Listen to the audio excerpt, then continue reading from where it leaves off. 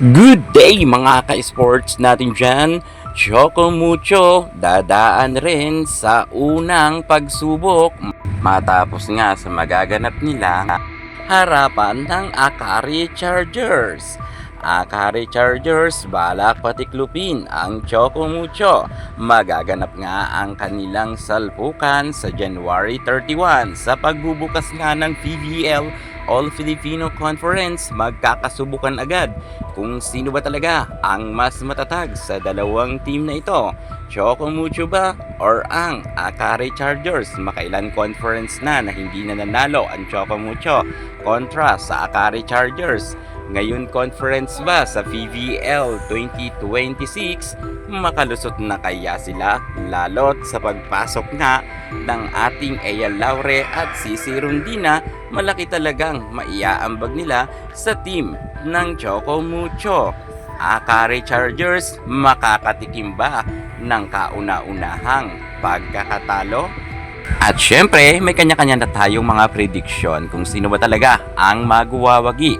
Ang Choco Mucho ba ang mananalo or ang kupunan nga ni Ivy Lacsina ang Akari Chargers? Kanino kayo tataya?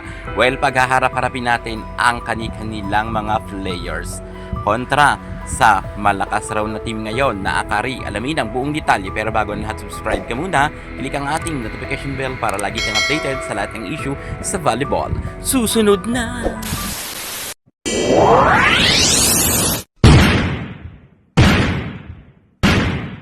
PVL 2026, ilang araw na lang magsisimula na. Malalakas na team magsasalpukan ngayon. Kaunting team na lang ngayon ang maglalaban-laban, pero hindi natin may kakaila na halos nagsilakasan na nga ang mga team ngayon dahil yung mga nawala nga na team ay lumipat sa mga mahihinang team. Kaya ngayon ay sobrang lalakas na ng bawat team at mahihirapan nga tayong mag-predict kung sino talaga ang tunay na magwawagi. Pero syempre susubukin muna natin at ating tatantyahin kung sino ba talaga ang mas malakas sa dalawang team na ito.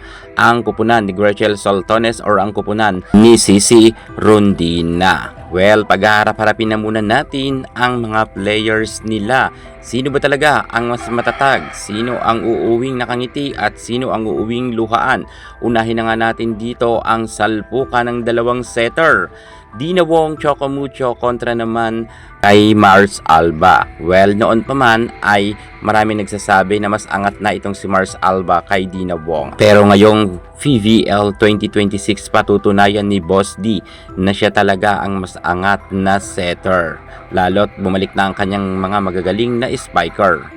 Well, kung ako yung tatanungin, tataya ako kay Boss Dina Wong. Veteranan na si Dina Wong. Marami man mga humuhusga kay Dina Wong, pero naniniwala ako na kayang-kaya pa ni Dina Wong makipagsabayan at mas magaling siya kay Mars Alba. Patutunayan natin yan. At pagdating naman sa kanilang libero, ang harapan naman Tang Ponce kontra kay Justin Hazareno. Ang dalawang liberong ito ay meron ng napatunayan. Si Justin Hazareno ay meron ng Best Libero Award sa International. Samantalang pagdating naman dito sa Pilipinas, si Tang Ponce naman ang namamayagpag. Makailan conference na ay sunod-sunod nakakuha nga ng Best Libero na award itong si Tang Ponce.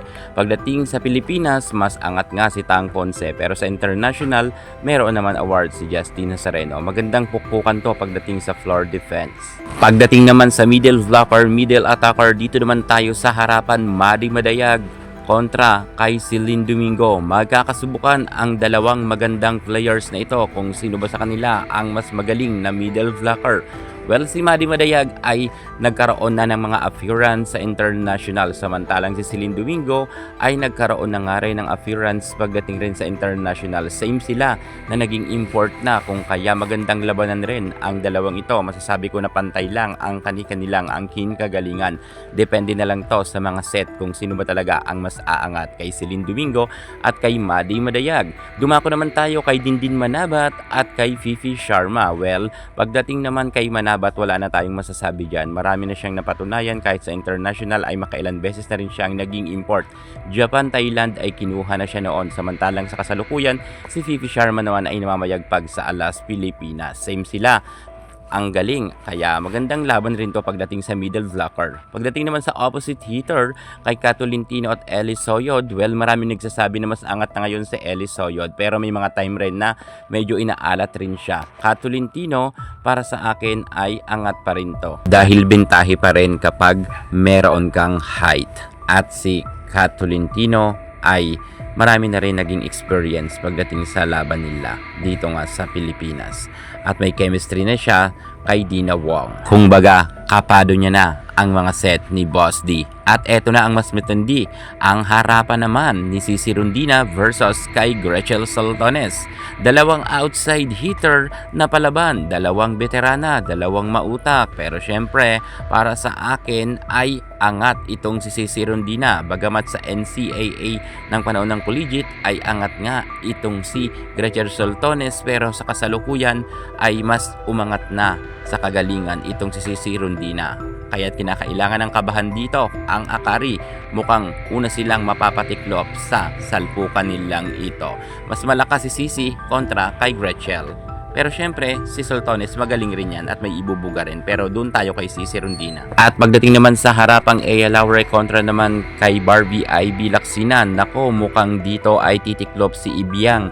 Sa lakas ba naman sa palo ni Ea Laure sa kanilang harapan bilang outside hitter, mukhang lalamunin nga ni Laure itong si Barbie Ivy Laksina. Mas magaling naman talaga itong sa Ea Laure kung ikukumpara natin kay Ibiang. Marami nang napatunayan sa Ea Laure kahit sa international ay nakikipagpukpukan siya. Samantalang si Ivy Laksina mukhang hindi pa nga natin nakikita na talagang nag-level up ang kanyang kagalingan. Bagamat magaling naman si Ibiang pero hindi naman ganoon ka-powerful ang kanyang mga atake. Angat pa rin si Ea Laure. Para sa akin ay talagang uubing luhaan dito ang sabi nating Akari Chargers. Choco Mucho ang magwawagi ang team nga ni Boss Dina Wong. Well, ito naman ay aking prediction lamang. Maaaring magbago to, maaaring magkatotoo. Pero para sa inyo, ang team ba ni Barbie Ivy Laksina ang mananalo or ang team ni Boss Dina Wong? Basta ako tataya ako sa Choco Mucho. Kayo, kanino kayo? Comment na kayo sa baba. Yan muna pinaka-latest natin sa mundo ng volleyball. At para hindi ka mahuli sa lahat ng issues sa volleyball, subscribe na. Thank you so much. God bless.